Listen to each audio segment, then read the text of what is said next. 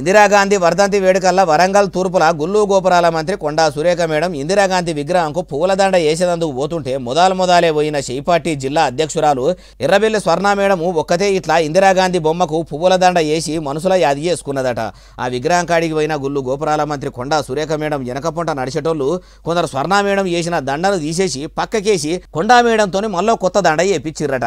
ఇట్లా వర్ధంతి వేడుకలకు షేపార్టీ లీడర్లు కలిసి రాకపోవడే కాక దండలు తెచ్చి తీసుకుంటా ఏసుడేందని చాలా మంది షేపార్టీ కార్యకర్తలు సాటుగా ముచ్చట పెట్టిర్రట.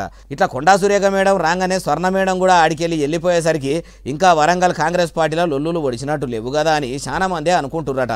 మేము పాలకులం కాదు సేవకులం అని చెప్పుకుంటారు. కాంగ్రెస్ అంటేనే క్రమశిక్షణ పార్టీ. షేపార్టీ లీడర్లందరము ఒక్క తల్లి పిల్లలనే కలిసిమెలిసి ఉంటామంటారు. మరి వరంగల్లో ఉన్నోళ్లకు కాంగ్రెస్ క్రమశిక్షణ పార్టీ అని ఎరకలేదా?